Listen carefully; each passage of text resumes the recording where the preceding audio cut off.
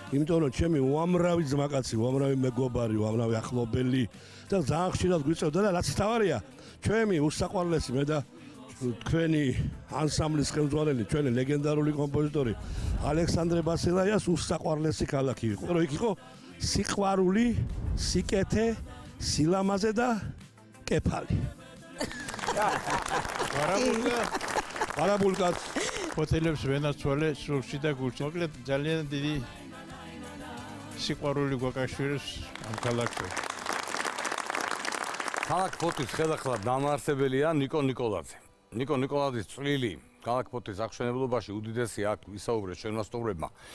არჩეული იქნა იგი ქალაქის თავის თანამდებობაზე, ნიკო ნიკოლაძის დიდი ეკონომიკური ალღოსწყალობით მნიშვნელოვნად გაუმჯობესდა ქალაქის ფინანსური მდგომარეობა. ნიკო ნიკოლაძემ ქალაქის ცენტრში მთავარ მოედანზე აღმართა ულამაზესი საკათედრო ტაძარი, რომელიც საია სოფიას არქიტექტურას ეხმიანება და რომლის ირგვლივაც პარიზის მსგავსად 12 ქუჩა გადის. არანაკლებ საინტერესო ასევე შუქურა ფოთის პორტისა, რომელიც ქალაქში ერთ-ერთი ყველაზე მაგარი ნაგებობაა და მისი კონსტრუქცია თუ ისტორია დიდ დაინტერესებას იწვევს ნახველებში. ააშენა თანამედროვე საზღვაო პორტი. შემოიყვანა რკინიგზა. ნიკო ნიკოლაძეს მმართველობის დროს ქალაქში განხორციელდა ელექტროფიკაცია. განათდა ნავსადგური და რკინიგზა. გაყვანილი იქნა წყალსადენი. ფოთი რეგიონის ეკონომიკურ გულად აქცია. ნიკო ნიკოლაძემ დაამტკიცა, რომ საქართველოში ევროპული დონის პროექტების გაკეთება შესაძლებელი იყო. ჩვენი სტუმარია ძირძველი ფოთელი, ფოთის ადგილობრივი არქივის დირექტორი, ფოთის საპატიო მოქალაქე ქალბატონი ქეთევან ეფრემიძე. მოგესალმებით, ქალბატონი ქეთევან, დიდი მადლობა სტუმრობისთვის. მადლობა რომ მოგზავნით ჩვენთან. ძალიან გვიხარია დღეს ჩვენი სტუმარი რომ ხართ. მოგვიყევით ფოთზე როგორც ქალაქზე, სამრეწველო, ტურისტული და საპორტო ქალაქზე. ფოთს ნავსადგურის ქალაქის სტატუსი მიენიჭა 1858 წლის 18 ნოემბერს და მას შემდეგ მოყოლებული დღემდე იგი ითვლება საქართველოს ეკონომიკის ხერხემლად. სამრეწველო ქალაქად ფოთი განვითარებას იწყებს 40-იანი წლებიდან. მრეწველობა და ზღვა ერთად გუგუნებდა ჩვენს ქალაქში. აქ განლაგებული იყო ისეთი მსხვილი საწარმოები, როგორიც არის ფოთის ჰიდრომანქანა მშენებელი ქარხანა, გემჩემკეთებელი ქარხანა, ელექტროაპარატების ქარხანა, ელექტროგამაძლიერებლების ქარხანა, ტორფის ქარხანა, წისქვილ ქარხანა. აქ იყო საკავშირო დაქვემდებარების საოკეანო თევზჭერის სამმართველო, აქ იყო მეთევზეთა კოლმეურნეობა კოლხეთი თავისი თევზის საამქროებით. უფრო წვრილი დაქვემდებარების საწარმოები, როგორიც იყო ღვინის ქარხანა, რძის ქარხანა, ხორცკომბინატი და უამრავი რამ. დრო გავიდა და სამრეწველო ქალაქის სტატუსიდან ჩვენ კვლავ დავბრუნდით საპორტო ქალაქის სტატუსზე. ჩვენ გვაქვს დღეს მოდერნიზებული თანამედროვე ნავსადგური, რომელიც არაფრით ჩამოუვარდება მსოფლიოს და ევროპის განვითარებულ ნავსადგურებს. ჩვენ გვაქვს რკინიგზა გამართული, გვაქვს ინდუსტრიული ზონა და გვაქვს ტერმინალები, რაც იწვევს ათასობით ადამიანის მომსახურებას ჩვენს ქალაქში. სწორედ ამ მოქალაქეთა შემოდინებამ გამოიწვია კიდევ ერთი პროფილის განვითარება ჩვენს ქალაქში და ფოთი ტურისტულ ქალაქად გადააქცია. სულ მალე ქალაქი ელოდება გენერალური გეგმის დამტკიცებას, რის მიხედვითაც განვითარდება განსაკუთრებით თქვენი საყვარელი ბატონდიმა მალთაყვის სანაპირო. თქვენ მოგეხსენებათ, რომ მალთაყვის სანაპიროზე არის მაგნიტური ქვიშა არანაკლებ სასარგებლო ვიდრე სხვა რაიონებში, იგივე ურეკში, იგივე მაგნეტიტში და კიდევ უფრო მეტი ფოთის ზღვა არის განსაკუთრებული, იმიტომ რომ ფოთის ზღვაში წყლის ტემპერატურა 2-3 გრადუსით უფრო მეტია ვიდრე ჰაერის ტემპერატურა და ეს იმით არის გამოწვეული, რომ მზე ყველაზე დიდხანს ზენიტში ჩვენს ქალაქს ადგას თავზე. ესეც დიდი წყალობა არის. კი ბატონო, ამ ეტაპზე აპლოდისმენტები მზე ადგას ფოთს. ძალიან კარგი ფრაზა არის, ძალიან მომეწონა სხვათა შორის. ფოლკლორის სახელმწიფო ცენტრთან არსებული ფოთის სალოტმარო სკოლა სისატურა. აპლოდისმენტები.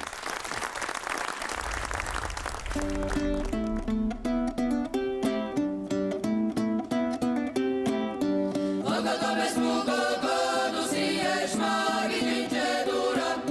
Chora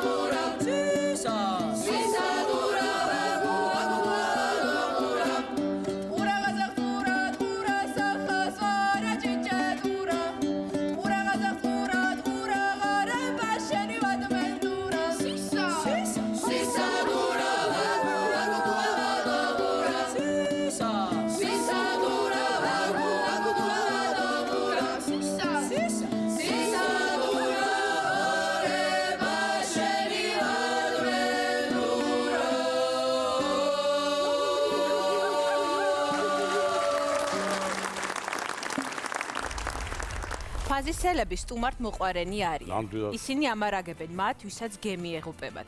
სამნავს აძლევენ და ზღვითვე სამშობლოში აგზავნიან. წერდა არისტოტელე. კოლხეთს ფაზის უკავშირებენ საქართველოს საზღვაო ისტორიას. კოლხები ზღვას უკავშირებდნენ თავიანთ ბედს. ისინი სამყაროს უპირველეს ნაოსნებად ახალდებიან. ფაზისი დიდ როლს ასრულებდა საერთაშორისო ვაჭრობაში. ფაზისის ნავსადგურით ხშირად უსარგებლიათ საბერძნეთის, რომის, კონსტანტინოპოლის, ეგვიპტის, სასულთნოს, გენუის და ევროპის მრავალი ქვეყნის სავაჭრო ხომალდებს. ძველი წელთაღრიცხვის 66 წელს ფაზისთან ერთმანეთს შეხვდნენ იბერიიდან გადმოსული პომპეუსი და რომაელების სამხედრო საზღვაო ძალების ხელმძღვანელი სერვილიუსი. დღეს ჩვენი სტუმრები არიან მეზღვაურები ბატონი ლევან კოპაძე და ლუკა მელუა. გამარჯობათ. დიდი მადლობა მობრძანებისთვის. ბატონ ლევან, რამდენი ხანია ზღვაში ხართ? მე ვიტყოდი ჩემი საზღვაო ნაბიჯების პირველი დღეებიდან 90-იანებიდან 95 წელს ჩავდექი მეზღვაურთა რიგებში და მას შემდეგ დღემდე ვარ მოქმედი მეზღვაური. ძალიან ბევრი წელი. მინდა აღნიშნო, რომ საზღვაო ფლოტი იყოფა მინიმუმ ორ ნაწილად, ეს არის სანაპირო ნაოსნობის და შორეული ნაოსნობის მეზღვაურები. გამომდინარე არჩევანიდან გარკვეული პერიოდი ვიყავ შორეულ ნაოსნობაში და შემდეგ არჩევანი გავაკეთე სანაპირო ნაოსნობაზე. დღესდღეობით ვარ ჩემი ქალაქის სიყვარულით, ჩემი ოჯახის სიყვარულით სანაპირო ნაოსნობაში და პარალელურად ვარ მოქმედი მასწავლებელი ფოთის საზღვაო სასწავლო საწვრთნელ ცენტრში. გვაქვს და გაგვაჩნია ქალაქში უკვე 2020 წლიდან სასწავლებელი, რომელიც აღჭურვილია თანამედროვე სიმულატორებით და საშუალებებით, სადაც თითქმის და აბსოლუტურად რეალურთან მიახლოებული საზღვაო გარემო შეგვიძლია შემოთავაზოთ სურვილით. მადლობა, დიდი მადლობა. ლუკა, აი თქვენ მინდა გითხოთ, რატომ გადაწყვეტეთ მეზღვაურობა? და აი პირველად რომ გახვედით ზღვაში, რა ემოცია დაგეუთ? თან მაგარი ფორმა, აი რომ შეხედავ ყურადღებას იქცევს ეგრევე. სწორედ ამ ზღვამ ისეთი ემოციები შემძინა, რომ ყოველდღიურად გქონდა ისეთი შეგრძნება ზღვაში ყოფნის დროს, რომ სულ წინ და წინ უნდა წავსულიყავი და საკუთარი თავი უნდა განმევითარებინა. ოჯახური პროფესია არ ყოფილა ეს ყველაფერი შთამომავლობით არ მერგო, მაგრამ ეს იყო ჩემი ბავშვობის ოცნება, რადგანაც ულამაზეს ქალაქში გავიზარდე, ულამაზეს ზღვის ნაპირზე და ყოველთვის მინდოდა რომ გამხვდარიყავი მეზღვაური და შემეგრძნო ის განუმეორებელი ემოციები, რაც ზღვაში გასულ მეზღვაურს აქვს. მეზღვაურობა მარტო პროფესია არ არის. იქ ახალ ოჯახს იძენ, აი ესე ვთქვათ, მეტწილადაც რომანტიკაც არის, ტალღები, მზის ჩასვლა, თოლიები. ამ ყველაფრის განხორციელებაში საზღვაო აკადემიის ფოთის ფილიალი დამეხმარა და მათი გუნდი. პროფესიონალობით აღჭურვილები არიან და ძალიან მეგობრული განწყობა დახვდება, დარწმუნებული ვარ, ვინც მათთან მივა. მინდა მადლობა გადაუხადო ქალბატონ ანა ჩიჩუას, საზღვაო აკადემიის ხელმძღვანელს მხარდაჭერისთვის და გვერდით დოგომისთვის. როგორც ვიცით, ინსპირაცია ქონდა. ჯეკ ბეღურა. ჯეკ ბეღურა. კი, ბავშვობიდან მომწონდა პერსონაჟი და თან მეგრელია მე მგონი ეგეც. რატო არის მეგრელი? მიხრა მოყრით თუ აი მოხერხებულია. ყველას თავს აყვარებს. და გულში ჩასაყუტებელი პიროვნება ეგეც ჩემი აზრით. დაახასიათე ხო მეგრელები? რაც თავარია ძნელია მისი დაჭერა. ძნელია მართალი ხარ. შეგიძლიათ ხუდი რომ დაიხუროთ. რომ ნახოთ როგორ გამოიყურება. და ბერს უნდა უკვე დარწმუნებული ვარ. ნახეთ, როგორ გიხდებათ მართლა. გამარჯობა, საუბარი დღეს ჩვენი სტუმარია ქალბატონი რუსუდან წურწუმია, პროფესორი, პედაგოგი, ტრადიციული მრავალხმიანობის კვლევის საერთაშორისო ცენტრის დირექტორი, იუნესკოს არამატერიალური კულტურული მემკვიდრეობის ექსპერტი, ფონდ ქართული გალობის ჯილდოს, ქართულ მრავალხმიანი მუსიკის კვლევაში თამარ მეფის ორდენის მფლობელი. ქალბატონო რუსუდან, გადმოვალ თქვენთან. დიდი მადლობა რომ მოვძანდით ჩვენთან დღეს. სიამოვნებით გმასპინძლობთ და სიამოვნებით მოგისმენთ. აი ესეთ რიტორიკულ კითხვას დაგისვათ, როგორია თქვენი ფოთი? ფოთი არასოდეს მავიწყდება. ფოთში დავიბადე, იქ გავატარე 16 წელი. ჩემთვის ფოთი არის როგორ გითხრათ? აი ხო იწყება ყველაფერი ოჯახიდან. ხო იწყება ყველაფერი იმ ადგილიდან, სადაც დაიბადე. ჩემთვის ყველაფერი ფოთიდან დაიწყო.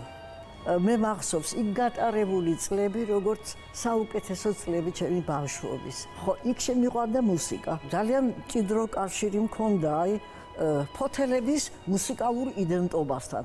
რა არის მათთვის ყველაზე ახლობელი? ყველაზე ახლობელი მათთვის, რა თქმა უნდა, მაინც მეგრული სიმღერაა. თუმცა მე დაგეთანხმებით, რომ მე ფოთი არასოდეს არ მეგონა მხოლოდ სამეგრელოს ნაწილი. იმიტომ რომ ნახევარი ფოთში და ნახევარ ფოთში გურულები არიან დასახლებული, ნახევარ ფოთში მეგრელები არიან. დედაც ჩემიც გურული იყო, ბაბა ჩემი მეგრელი იყო, ასე რომ აი ეს რაღაცნაირად ეს ეთყობა ფოთის კილოსაც. ფოთში მოღვაწეობდა ძუკულოლუა. ეს მეგრული სიმღერის პატრიარქი და მეთანხმებით ალბათ, რომელმაც დიდი ღვაწლი დასდო ფოთს და არასხათა შორის აფხაზურ სიმღერასაც. შემდეგ სოხუმში მოღვაწეობდა და ამბობენ და ეს ასეც არის, მან გაასამხმიანა აფხაზური სიმღერა. რა გითხრათ ამ ქალაქზე? ძალიან მიყვარს. ძალიან ხშირად ჩავდიოდი, ჩემი მშობლები იქ არიან დაკრძალული. ძალიან მართლა ძალიან ხშირად ჩავდიოდი. ეხლა ჯანმრთელობის ვერ ჩავდივართ მე და ჩემი და მისი სახელითაც მინდა ვთქვა, რომ ფოთი იყო, არის და სანამ ცოცხლები ვართ, იქნება ჩვენი უსაყვარლესი ქალაქი. მოგმეცი მადლობა. ქართული ფოლკლორის კიდევ ერთი წარმომადგენელი გვყავს, სტუმრად ანსამბლ დიდგორის ხელმძღვანელი გივიკო აბესაძე. მოგესალმებით, ბატონო გივიკო. აი მოგვიყევით თქვენს უსაყვარლეს ქალაქ ფოთს. ფოთი არის გამორჩეული ქალაქი, ფოთი არის ალბათ აქ სხდომთათვის ყველაზე კარგი ქალაქი და ყველაზე მაგარი ქალაქი, რომ მაგაში დარწმუნებული ვარ. თუმცა ვინც ჩამოდის ფოთში, ვინც ერთხელ მაინც ყოფილა ფოთში, აუცილებლად სამუდამოდ შეუყვარდება, სამუდამოდ დაამახსოვრდება და ეს მხოლოდ გენიალური განლაგების თუ გეგმარების დამსახურება არ არის, ეს არის არაჩვეულებრივი ფოთელების დამსახურება, რომლებიც უკვე ჩემთვისაც მასპინძლებად გადაიქცნენ, იმიტომ რომ ამდენი წელია უკვე აქეთ ვარ და არასდროს არ მავიწყდება. მიხარია რომ ფოთს გარეთ, აი გივიკო ბავშვობის მერე არ დავწახიათ ჩემთვის და ყველა ფოთის მეძახის და ასე რომ ეს ჩემთვის ორმაგად საამაყოა. აი მეგრელების სისხარტე, გონებისაც, ენისაც, იუმორიც ვიცით. მეგობარი არის გია რუსია გვარად ფოთელი. ქერა და ბებიაჩემ გოგუცასთან წამოდი მევთხარ ჩემთან ჭამოთ რაღაცა ფეხბურთი ვითამაშეთ თუ ბალესტონზე. რო შევიყარე ბებო მევთხარ გია რუსია მეთქი. სახადით ეკოფენი ხადიდე. რო შეხედა რუსია გონა და ეგ დღემდე გვაქვს ეგ ხურობა. ეხა მისმენს გია დარწმუნებული ვარ და გაახსენდება ძალიან კარგად. მადლობა. დღეს ჩვენი სტუმარია ანსამბლ ფაზისის ხელმძღვანელი რომეო ზარქუა. თქვენ ხართ უნიკალური ხალხი, უნიკალური ანსამბლი. დიდი მადლობა. ახალი ძალიან მაგარი და მოგვიყევით თქვენი ანსამბლის შესახებ. თვითონ როგორც ანსამბლი ფაზისი 74-ში ჩამოყალიბდა და ყველაზე მნიშვნელოვანი ის არის, რომ ოპერისა და ბალეტის თეატრში ტარდებოდა კულტურული ფესტივალი ფოლკლორის კუთხით და როდესაც იკითხე ლაურეატის წოდება მიიღო ანსამბლმა, თქვენი სახელი 1974 წელს და სწორედ კულისებში დაერქვა ანსამბლი ფაზისი ამ ჩვენს არაჩვეულებრივ ანსამბლს ბატონი იროდი ტიგარაძის ხელმძღვანელობით. ბატონი იროდი ტიგარაძეს მოვიკითხავ დიდი სიყვარულითა და პატივისცემით. დაახლოებით 20 ქვეყანაში არის უკვე ეს ანსამბლი ნამყოფი. ევროპულ ქვეყნებში, აზიის ქვეყნებში რა თქმა უნდა. წარმოჩენილი ქონდათ როგორც მეგრული კუთხის, ასევე სხვა კუთხის სიმღერები და 2026 წლის იანვარში ჰააგის სასამართლოში პირველად აღჟღერდა ქართული პოლიფონია, სადაც ანსამბლმა ფაზისმა იმღერა ოდოია და ცედური მრავალჟამიერი. ეს იყო ძალიან დიდი ემოციები და წისვლა წარმატება ჩვენს ანსამბლს. ძალიან დიდი მადლობა, წარმატებები თქვენ. ელჩები ხართ შეუულებრივად. წარმატების სრულიად საქართველოს. მადლობა დიდი, მადლობა. ბევრი ცნობილი ექიმი აჩუქა ფოთმა ქვეყანას. ჩვენი სტუმარია ლევან რატიანი. მოგესალმებით ბატონო ლევან, დიდი მადლობა სტუმრობისთვის, ძალიან გვიხარია დღეს ჩვენთან ერთად რომ ხართ. თქვენი მთელი ფოთი ამაყავს და მე ვიტყოდი მთელი ფოთი არ და სრულიად საქართველოს მართლა ყველას ძალიან გვიყვარხართ. აი თქვენს ბავშვობაზე მოგვიყევით. მოგესალმებით ყველას, პირველ რიგში მადლობა მოწვევისთვის. და რაც შეეხება თქვათ ქალაქ ფოთს, რომელიც მე ძალიან მიყვარს.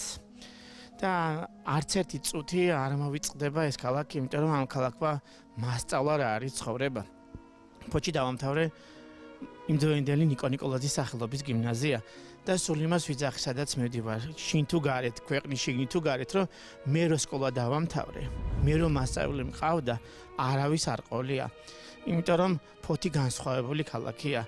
იმის და მიუხედავად რომ ამდენი წელია თბილისში ვარ, სულ ნოსტალგია გამაჩნია ფოთის, იმიტომ რომ იქაური გამარჯობა სხვანაირია. აი, როგორი თბილია ვარ გეტყვით და როგორ მიყვარს იქაურობა და სულ ამას ვიძახი, რომ ქვაც კი მიყვარს იქაური. აი, რო შემხვდება ადამიანი, ერთ სიტყვას რო გააღებს პირს, ვიცი რომ ფოთელია. იმიტომ რომ სხვა ტემბრი აქვს, აი, სხვა ხასიათი აქვს, სხვა ბუნება აქვს იქაურებს. მეუბნება რომ სამეგრელო არა, ფოთია და სულ ფოთურობას ვიძახი, იმიტომ რომ ეს ისეთი ადამიანები ცხოვრობენ, აი, და დღესაც ცხოვრობენ, რომ მე ისე დავამთავრე სკოლა, არ გამიგია ბოროტება რა იყო სიტყვა. არ ვიცოდი შური რა იყო. გარდა ყველა შვილი ვიყავ, იმიტომ რომ ცოტა შორიდან დავდიოდი სკოლაში და მთელ ფოთს ვიცნობდი. და ყველა შვილი მეგონა რაღაც დავცული ვიყავი და სულ გული წყდება რომ ჩემ შვილებს ის გზა რაც მე ფოთში სკოლაში გავიარე, რაც ბავშვობა გავატარე არ ქონიათ, იმიტომ რომ დამერწმუნებით რომ გარემოს განსაკუთრებული მნიშვნელობა აქვს ადამიანის ჩამოყალიბებაში.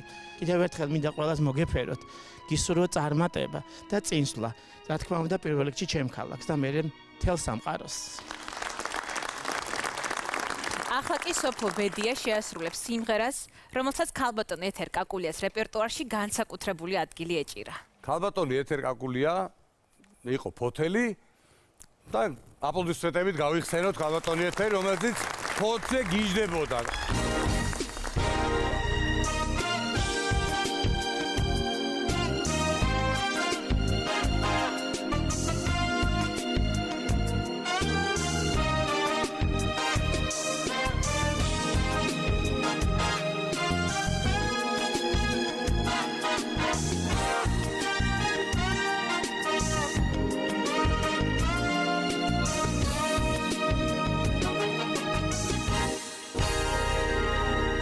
თვითონ არ ვიცი ასე რა ხდება სადაც კი ვნახავ ლამაზ მტაგორებს სადაც ლამაზი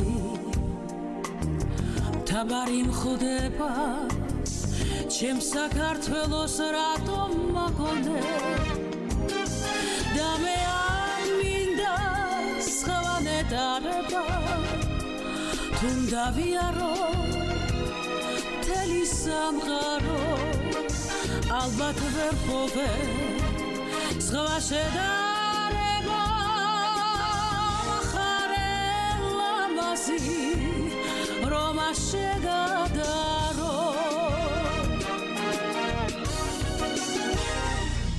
მისი ხატება როგორც ლამპარი მინათებს გზებს და თან დავატარე სადაც კი მხვდება ტურფა მთავარი ჩემი სამშობლოს მთავარს ავადარე და მე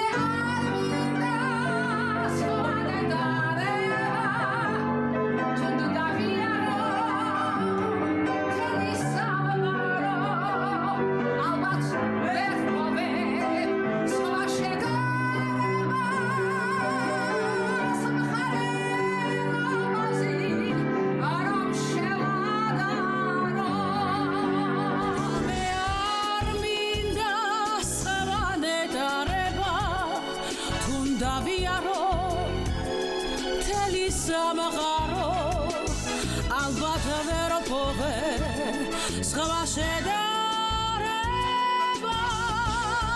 ხარე ლამაზი რომ შეგადარო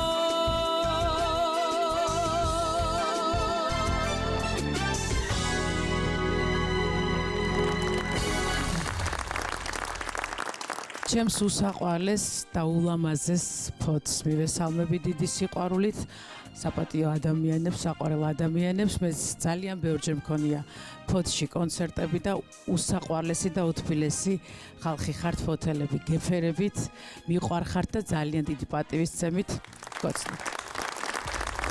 ჩვენი გადაცემის კიდევ ერთი სტუმარი უნდა წარმოგიდგინოთ. ჩვენი კოლეგა, ტიკტოკერი, არაჩვეულებრივი ადამიანი, გადასარევი კაცი. მე პირველი შეხება მქონდა ფეხბურთზე მქონდა რაღაცა გვიზები, ვიცი რომ ფეხბურთიც მაგრად უყარს და ფოთიც მაგრად უყარს. გიორგი, მადლობა რომ ხარ ჩვენთან ერთად. ავიც შენთვის და აი რას ნიშნავს შენთვის რომ იყო ფოთელი? ფოთელობა არის სტატუსი. ფოთელობა არის საამაყო საქმე. ანუ მე ფოთელი არ წარმომიდგენია ჩვეულებრივი ადამიანი, იმიტომ რომ ფოთელები არიან არაჩვეულებრივი ადამიანები და ალბათ ამაში თქვენ დავითანხმებით. პარასკევს საღამოს საათებში გადაღება არ მაქვს ხოლმე, იმიტომ რომ აუცილებლად უნდა წავიდე ფოთში. ყოველ შაბათ-კვირას, იმიტომ რომ ჩემი მეუღლე და შვილი ცხოვრობს ფოთში. მინდა რომ დაამთავროს ჩემმა ბავშვმა ფოთის სკოლა, იმიტომ რომ ფოთში გაზრდილი ახალგაზრდები სხვანაირი მუხტით არიან ჩვენ ქვეყანაზე და სხვანაირად უყვართ თავიანთი ქალაქი პირველ რიგში და შემდეგ საკუთარი ქვეყანა. ბრავო. მე ამაყება რომ ვარ ფოთელი და ყოველთვის ვინც მიცნობს არ არსებობს დღე რომ არ თქვა რომ მე ვარ ფოთელი და განსაკუთრებით მიყვარს რომ მე ვარ ფაზისელი, ესე ვთქვათ. და კიდევ ერთხელ ფოთზე და ფოთელებს გაუმარჯოს მეგობრებო. გაუმარჯოს. ფოთმა მეცნიერების სხვადასხვა დარგში ბევრი წარმატებული ადამიანი აღუზარდა საქართველოს. რაც ამ ქალაქის პედაგოგიურ ტრადიციებზე მეტყველებს. ჩვენი სტუმრები არიან ღვაწმოსილი პედაგოგი ქალბატონი ნატრული ტაბიძე და სკოლის დირექტორი გივიკო ხომერიგი. მოგესალმები, დიდი მადლობა სტუმრობისთვის. აი ეს სკოლა, ჩემი სკოლა და ის მარტო სამუშაო ადგილი არ არის. ეს მთელი ჩემი ცხოვრება. ამ სკოლაში ორჯერ გავიზარდე. პირველად როგორც მოსწავლე და მეორედ როგორც მასწავლებელი. ორივე შემთხვევაში ჩემი აღმზრდელი გახდა ლეგენდარული პიროვნება, ჩემი და არა მარტო ჩემი სათაყვანებელი თინა მასწავლებელი, ქალბატონი თინა ჭოჭუა. თინა ჭოჭუა მე მაზიარა არა მარტო ქიმიის ჯადოსნურ სამყაროს, არამედ მასწავლა ადამიანობა, საქმისადმი ერთგულება და პედაგოგიური სინდისი. მუხჩაუხრელი თავდაუზაგავი უანგარო შრომით ჩაუყარა საფუძველი ქიმიის ლაბორატორიას და შექმნა უნიკალური ქიმიის ლაბორატორია, რომლის მსგავსი სოციალისტურ ქვეყნებში არ იყო, ანუ შეიძლება ერთ-ერთი საუკეთესო იყო.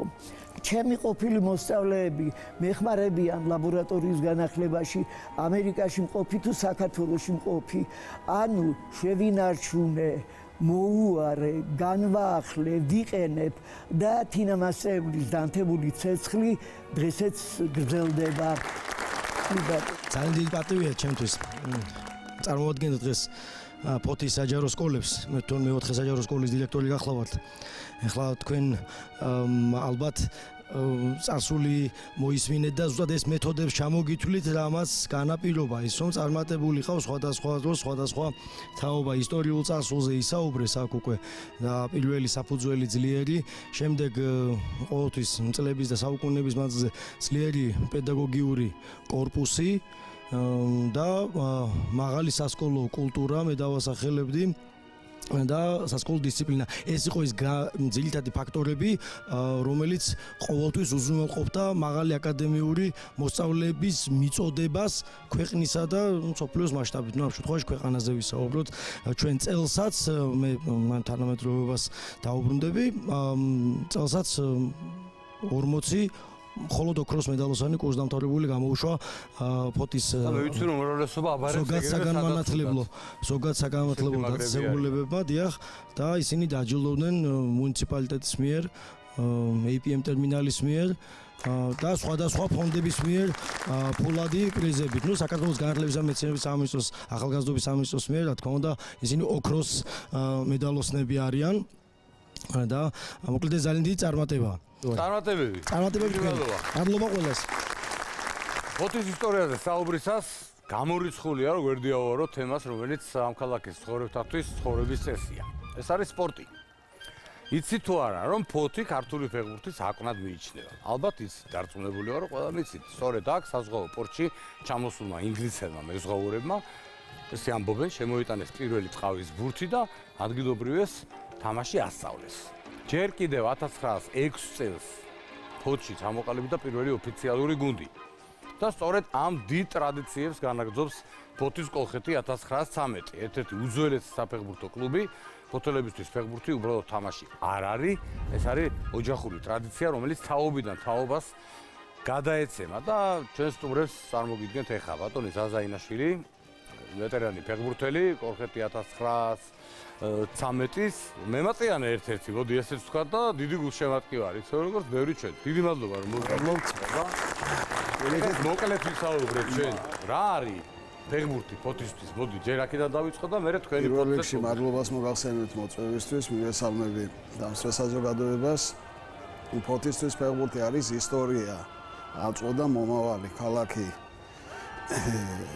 ცხოვრობს ფეხბურთით, იტყვიან მიუხედავად იმისა, რომ კოლხეთს როგორ თქვა, რომ წარმატებული წლები არ აქვს, მაგრამ ფეხს იდგამს ახლა იმ პრობლემების მერე რაც წლების განმავლობაში ქონდა გუნდს და მაქსიმალურად ვცდილობთ დღეს ვინც ფოთის ფეხბურთშია ჩართული ყველა ის ადამიანი რომ ფოთის კოლხეთს დაუბრუნოთ ის ძველი დიდება რაც ქონდა ისტორიულად. როდესაც დინამო თბილისი შეიქმნა 1936 წელს ბევრი ფოთელი ფეხბურთელი პირველი თაობა დაკომპლექტა დინამო თბილისით, რომელიც მერე ქართული ფეხბურთის ფლაგმანი იყო საბჭოთა ფეხბურთში. დღევანდელი დღე რო ავიღოთ ფოთის კოლხეთის გუნდი ასპარეზობს ეროვნული ჩემპიონატის ქვედა ლიგაში, მაგრამ ქალაქი მოწადინებულია, ჩვენი გულშემატკივრების წინაშე პირობა ვსდევთ, რომ მაქსიმალურად ვეცდებით ფოთს დაუბრუნოთ ის ფეხბურთი, რომელიც სლის ღირსიცაა ჩვენი ქალაქი. მე ვარ პირველი ეროვნული ჩემპიონატის გახსნის მატჩის მონაწილე.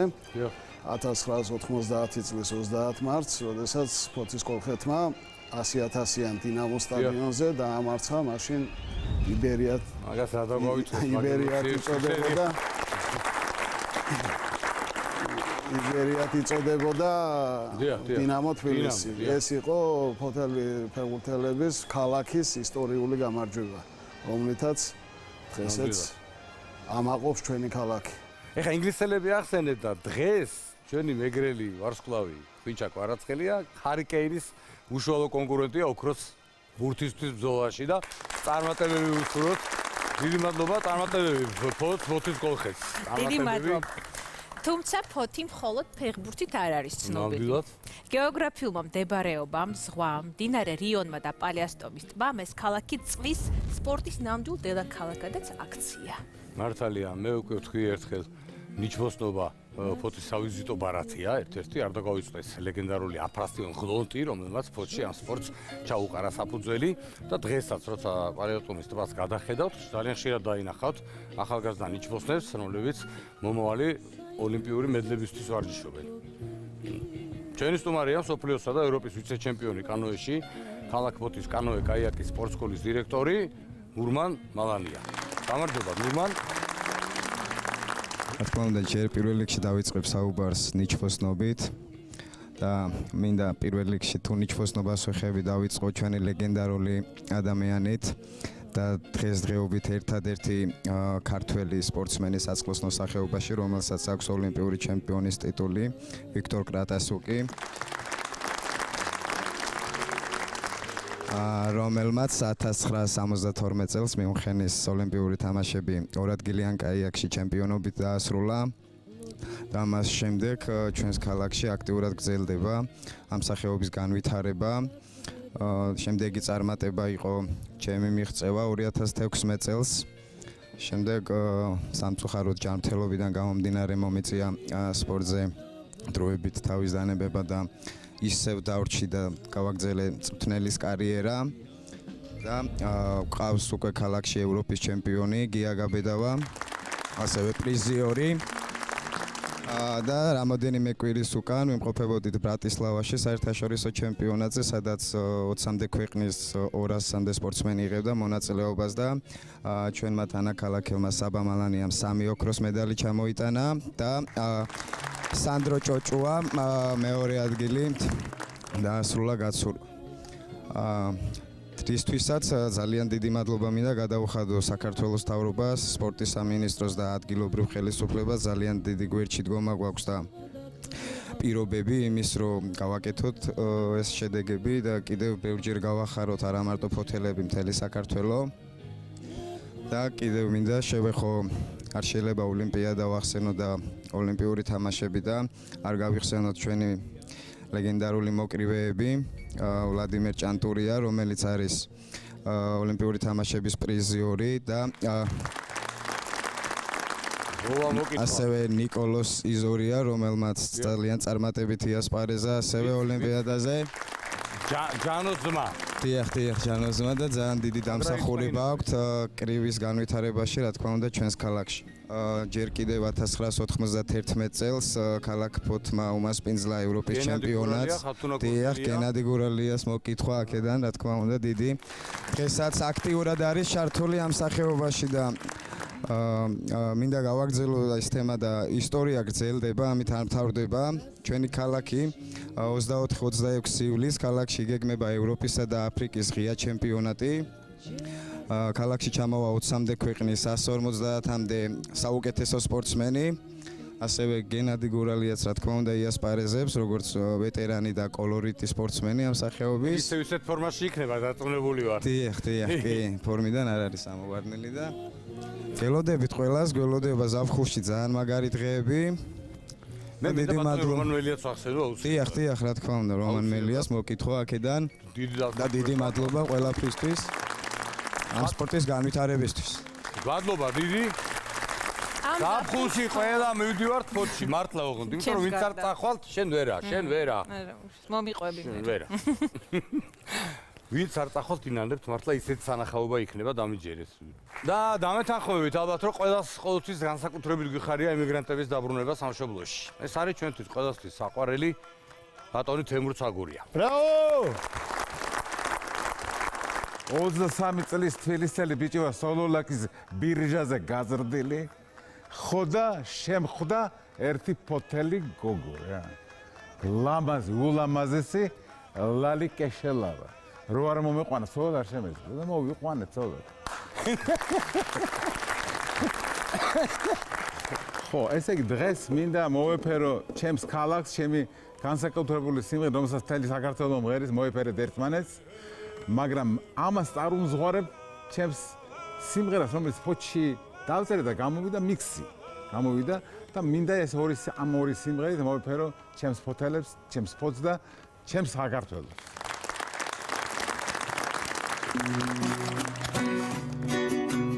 ნეტავინ გამოიგონა ზღვასეთი ლურჯი თეთრtildeზე ლურჯი ფერი ხატავს ღრუბლებს ფუნჯი პაწაწინა ხომალდე მიხვევიან ტალღე თითქოს სათამაშოები გაუშვიათება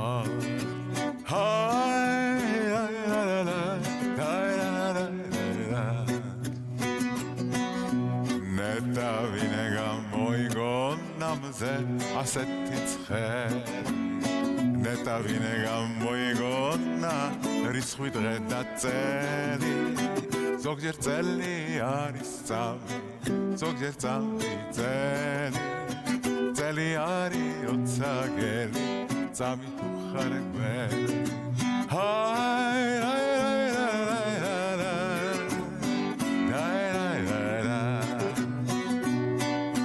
ნეტავინე გამოიგონა სიმღერები ზენე მელოდიას მოვიგო გიტარაზე უმღერი მაღლა დიდი ზეცა მისმენს ნათელი და წმინდა მისმე მომწონს ისიც მისმენს მეტი რა მინდა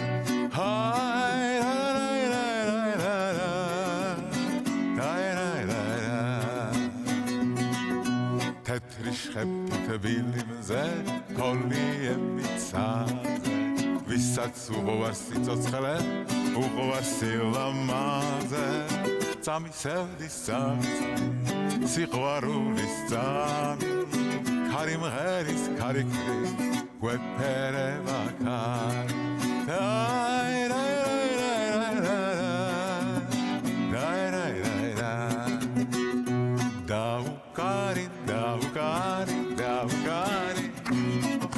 სანამცაზე ვასკვლავები ხდება დროზე და სივრცე სიმღერები გაუსწარი თორე მერე უკვე გვიან იქნება ამღერეთ ყველა სიმი ყველა ბგერა და უმღერეთ სიყვარულის ლამაზზე ეს ხოვერება უსასრულო გონია მოეფერეთ მანე აბერტან ეს ხოვერება უსასრულო გონია მოეფერეთ მანე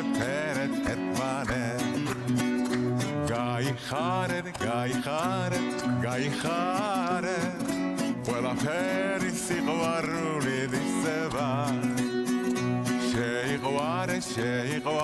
შეიყვარე თორე მერე უკვე გვიან იქნება ამღერეთ ყველა სიმი ყველა ბგერა და უმღერეთ სიყვარულის ლამაზზე ეს ხოვერება უსასრულო გონია მოეფერეთ ერთმანე აბართო ეს ხოვერება უსასრულო გონია მოეფერეთ ერთმანე მოეფერეთ ამარა ბრავო კარგია მადლობა დიდი მადლობა თეატრი და კინო ვახსენეთ და არ შეიძლება ამ ქალაქის შვილი დიდებული მსახიობი ყველასათვის საყვარელი გურამ ფირცხალავა არ მოვიგონოთ გაიფრებს საფრანგ ვერხვის ფოთოლთან თეთრი ლაშქარი აშრიალდება უშორებს საფრანგ ვერხვის ფოთოლთან თეთრი ლაშქარი აშრიალდება აპლოდისმენტები ბატონ გურამს, რა თქმა უნდა, ძალიან გვიყვარს და ვაფასებთ და ჩვენთან სტუმარია გურამ ფირცხალავა შვილობილი, რუსთაველის ეროვნული თეატრის მსახიობი, ყველასთვის საყვარელი ადამიანი, ასევე დათო დარჩია. გამარჯობა დათო. გამარჯობა. გარეთ ვისაუბრეთ ცოტა ხნის და არავითარი კითხვის ნიშანი არ არის. კი ბატონო, რაღაც შემოპარული ვითავარ, მაგრამ არა ვარ შემოპარული, თვათესი არა ვარ. მე უბრალოდ მინდა სამადლობელი ვთქვა ამ ქალაქის მიმართ, რომ პირველ რიგში ესეთი პატივიცა ფოთის საპატიო მოქალაქე გახლავთ და ბიუსტიც დგას იქ ცენტრში მისი, რომელიც რაღაცნაირი იმ სიყვარულის დაფასება, როგორც თვითონ უყვარდა. არ არსებობს კვირაში, რა ვიცი, თბილისში 1-2 დღე შაბათ-კვირას რაღაც დრო რო ქონდა, არც ჩასულიყო თავის საყვარელ ფოთში, იქ მერე კიდე გამოივლიდა თავის საყვარელ სამეგრელოს ნაწილებსაც და მოდიოდა. დაფასდა მე მინდა მადლობა ვთქვა ამ ადამიანზე, მადლობა უთხრა ყველას, მე მინდა დედაქალაქსაც მადლობა უთხრა და აუფასდა და მისი სახელობის სკვერიც არის ნუცუბიძის მესამე პლატოზე და ეს იმას ნიშნავს, რომ ეს ფოთელი ლომი ვარო, ესე უყვარდათ ლომი ვარო, ესე ამბობდა, აი ეს სიყვარულით, ესეთი დაფასებით და მე მივხვდი რა არის უკვდავება რა არის, აი მივხვდი გურამიდან გამომდინარე. 12 წელია გასული გურამი აღარ არის ჩვენთან ერთად და თუ ვინმე დღესაც შემხვდება ისეთი და გაიგებს რომ მე გურამის ოჯახის წევრი ვარ რაღაცა და იცნობდა მას თვალები აი ეთყობა, იმიტომ კი არა, აი თვალებში უნათდებათ რაღაცნაირად თვალების ხვანაირად და ეს იმას ნიშნავს რომ დამოკიდებული ხო შეიძლება მე ვინმე ამდენი წელს განმავლობაში ვიღაცა კაცო რაღაც ნაწყენი ყოფილიყო, არა, ეს იყო რაღაცნაირად სიკეთის და ეს სიკეთეც მისცა ამ ფოთმა, ამ მშვენიერმა და ლამაზმა ქალაქმა და გაგიმარჯოთ ფროტელებო და რა ვიცი იხარე და იბედნიერეთ. რამდენი წელიც არ უნდა გავიდეს საქართველოში ყოველთვის გურამ ფირცხალავა იქნება და იქნება. დიდი მადლობა ყველას. რა ვიცი, მე მგონი ესე არის ნაღდათ. და კიდევ ამბობ დიდი მადლობა ფოთს, რომ გურამის სახით და არა მარტო გურამის, აი ესეთი მშვენიერი შვილები აჩუქა ჩვენს ქვეყანას. გაიხარეთ ფოთელებო. მადლობა ყველაფრისთვის. მიყვარს ეს ქალაქი, ბევრი სპექტაკლის მითამაში და კინოებშიც ფოთში ბევრი გადაღებები მქონია. გაიხარეთ. ფოთის სახელმწიფო დრამატული თეატრი 1882 წელს დაარსდა. თეატრი მწერლობასთან ერთად ერთ-ერთი მთავარი იარაღი იყო ქართული ეროვნული ცნობიერების გამოვლენისა და განვითარებისთვის. თეატრის დაარსება ფოთისთვის უმნიშვნელოვანეს მოვლენად მიიჩნევა. პირველად აკაკი წერეთლის ბუტიაობა დაიდგა. ფოთის თეატრი გამორჩენილი ქართველი მსახიობის, რეჟისორის, დრამატურგისა და კრიტიკოსის ვალერიან გუნიას სახელს ატარებს. ჩვენი სტუმარია ფოთის ვალერიან გუნიას სახელობის თეატრის მსახიობი, თეატრისა და კინოს ვარსკვლავი. მე თამამად ვიტყვი ჩემი მეგობარი ჯანო იზორია. მაკედონიაში სპექტაკლ ყვარყვარეს შესრულებული როლისთვის ჯანო მიიღო საუკეთესო მსახიობის ჯილდო, ფილმები მისი შესრულებით უცხოეთში იღებს ჯილდოებს. მაცალე, ამერიკაში ჯანოს მონაწილეობით ფილმის ჩვენება გაიმართა და ჯანოს ძალიან უყვარს ფოთი და ფოთელებისგანაც აპასუხოდ დიდ სიყვარულს იღებს. ესეა ნამდვილად. ჯანო, აი აფხაზეთის შემდეგ ფოთში ცხოვრებამ, რამდენად შეგიმსუბუქა ის მონატრება აფხაზეთის? ყველაზე მეტად ქალაქის არომატი სუნი თუ გინდა შეიგრძნო, ეს არის რიონთან როცა დადგები და ზღვის შესართავთან როცა ზავდება ეს ორი რამ, საოცარი რამე, რომელიც ალბათ ადამიანებს თავის დროზე ლექსსაც აწერინებდა, მოთხრობასაც, ფილმსაც აღებინებდა და ასე შემდეგ.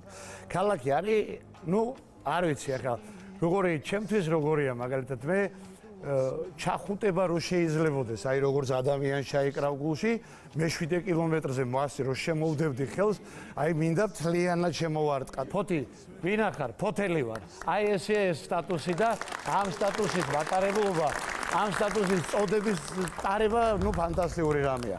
პროფესიულად კიდევ როდესაც ემსახურები ამ ქალაქს და ამ ხელა ისტორიის ქალაქს, რომელიც თქვენ აღნიშნეთ, თეატრის. აი ასეთი უცნაური რამე გვჭირდა სტუდენტობის დროს. მე გია სურმავას, ირაკლი კორტავას, ფოთელები ვინც ვიყავით, გოგა ალექსანდრია რუსტა, ესენი ყველა წარმატებული ხალხია. აი რატომ უნდა გჭირდეს ასეთი რამე? ჩვენ ზოგადად ქართველები ნოსტალგიური ერი ვართ. იმიტომაც აქვს გენიალური ფილმი ფესვები, მაგრამ შიგნით საქართველოში რო გჭირს, დედაქალაქში რო ხარ სტუდენტი და ფოთი ისე გენატრება, რომ ყოველ ღამე ფოთი თბილისის მატარებელს რატომ ვაცილებდით გეკითხებული. ეს ფოთი თბილისის მატარებელი და ღამის მატარებელი. მივდიოდით ეს 4 კაცი და ფოთი თბილისის მატარებელს უბრალოდ ვაცილებდი და კაცი კი არ მეკითხებოდა ჯანო, როდის მოდიხარ ფოთში? რატომ არ მეკითხებოდა ისევე მე ახალ წელს მოვდივარ, იცით თქვენ? მე ახალ წელს ჩამოვალ ფოთში. კი ჩვენ აღდგომას ვაპირ შეგეკითხა. არა, ჩვენ ახალ წელს მოვდივართ ფოთში. ჩვენ აღდგომასაც მოვდივართ ფოთში და აი სულ ვაცილებდი და ისეთი სიყვარული აქვს რა. ქალაქზე ჩვენს ქალაქს რა. ჩემი ქალაქი როგორი ქალაქია, იცით? აი შეიძლება ცოტა მხატვრულადაც გამომივიდეს, მაგრამ ჩემი დაკვირვებით ასეთია ჩემი ქალაქი. პრელუდიას რიონი უკეთებს ასე ეფერება. აი მოფერება ჯერ ხო ადამიანს ეალებს და მე იქიდან ზღვა დაცხებს შემოდიმა და კოცნის და კოცნის და კოცნის. აი ესეთი ქალაქია ჩემი ფოთი რა. განო, ამას გაუმარჯოს და ამ ქალაქს რომელი ქალაქი შენს ყველას და თელ საქართველოს უკანს. უნდა თქვა, მე ჩემებიც უნდა ვახსენო. ბიძა ჩემი, დეიდა ჩემი, დედა ჩემი ფოთში დაიბადა, გაიზარდა. რა ვიცი, ზერაგიები, აქეთ რიჩარდი, ბელა, ჩემი დეიდაშვილები, სოხუმელები, რობერტი და ვოვა და იქ ვიყავით თელი ბავშვობა, ძალიან მაგარ დროს ვატარებდით, ბიძა ჩემი გვაწვალებდა, მოგატყუებდა, ზღვაზე წაგვიყვანე, რო ჩავждებოდით მანქანაში საბურავინა ჩაფუშული ნახეო, გადავიდოდი მე, იმ რობერტს ეთყო და იქეთაც ნახე ერთიო, დაქოქავდა მანქანას ავიდო. კი ბატონო. ხოტყუებდა რა. ესენი ყველაფერი მახსენდება, მევიათ ჩემი განსაკუთრებით რა. პირს რო გააღებდა, ეგრევე საწყლეს რო გიდევდა. და ძალიან დიდი სითბო მახსოვს და რა ვიცი ხა სიამოვნებით ჩავდივარ ხოლმე. ქალბატონო მარიკა, თქვენთვის რა ნიშნავს ფოთის თეატრი და ასევე ბატონ ჯანო იზორიასთან არაერთ სპექტაკლში გაქვთ თამაშები და როგორი პარტნიორია სცენაზე? პირველ რიგში მინდა გითხრათ, რომ წმინდა წყლის ფოთელი ვარ. ძალიან მიყვარს ჩემი ქალაქი, როგორც ყველას, რა თქმა უნდა, ფოთი ჩემი სუნთქვა, მე ასე ვიტყვი. აი როგორც სუნთქვის გარეშე არ შეუძლია ადამიანს, ისე არ შემიძლია მე ფოთის გარეშე ცხოვრება. ფოთია, მე ფოთელი ვარ. ეხლა რაც შეეხება ჯანოს და ჩემს თეატრს. ჯანოს არ ახსოვს, მაგრამ არა, როგორ არ ახსოვს, ახსოვს, მაგრამ რამდენი წელი აბაჯანო კითხვას დაგიშვა პარტნიორები ვართ სცენაზე. ისე დაახლოებით უნდა თქვა. დაახლოებით სადაზო 15, 20 21 წელი. 21 წელია სცენაზე პარტნიორები ვარ და პირველი ჩვენი სპექტაკლი, როდესაც ჩვენი როლები გადაიკვეთა. თუ გახსოვს. მორფი, ბულგაკოვის. ბულგაკოვის მორფი. კი, ვითავაშეთ. დავით. მადლობა, გალოტონ მარიკა. დიდი მადლობა თქვენ. და ჩვენი ტრადიციული რუბრიკა ფოთის მუნიციპალიტეტის მერი ბექა ვაჭარაძე. ფოთი არის ქალაქი, სადაც ისტორია, ბუნება და განვითარება ერთიანდება. ეს არის საქართველოს მთავარი საზღვაო კარიბჭე, ჩვენი ქვეყნის ერთ-ერთი უმნიშვნელოვანესი ეკონომიკური ცენტრი. ადგილი, სადაც ევროპისა და აზიის დამაკავშირებელი უმოკლესი გზები იკვეთება. თუმცა ფოთი მხოლოდ პორტი, ზღვა და ეკონომიკა არ არის. ეს არის უპირველესად ადამიანების ქალაქი. საუკუნეების განმავლობაში ამ ქალაქს ქმნიდნენ მიზანდასახული, შრომის მოყვარე და საკუთარ ქალაქზე შეყვარებული ადამიანები. ჩვენი მთავარი სიმდიდრე და ძალა სწორედ ფოთელებია. ნიკო ნიკოლაძის მიერ ევროპული ხედვით შექმნილი ფოთი ყოველთვის იყო სიახლეების, პროგრესის და განვითარების სიმბოლო. და ჩვენ ამ ტრადიციას დღესაც ვაგრძელებთ. ჩვენ ქმნით ახალგაზრდებზე და ინოვაციებზე ორიენტირებულ ქალაქს. განსაკუთრებით გვიამაყება ჩვენი ახალგაზრდები. თავიანთი განათლებით, ხედვით და ამბიციებით. სწორედ ისინი ქმნიან დღეს ქალაქს, რომელიც უფრო განვითარებული და ძლიერად გვესახება. ფოთი არის ახალი ენერგიის, დიდი ისტორიის, ძლიერი ადამიანების და უსაზღვრო შესაძლებლობის ქალაქი. ფოთი არის საზღვაო კარიბჭე, სადაც მემკვიდრეობა ხვდება ახალ შესაძლებლობებს. ფოთში არის ასეთი რამე, ყველა მასე იცის. ფოთს და ფოთელებს გაუმარჯოს ბატონო, ასეა და ფოთს და ფოთელებს გაუმარჯოს. აბარა, ფოთს და ფოთელებს გაუმარჯოს. კი, აბარა.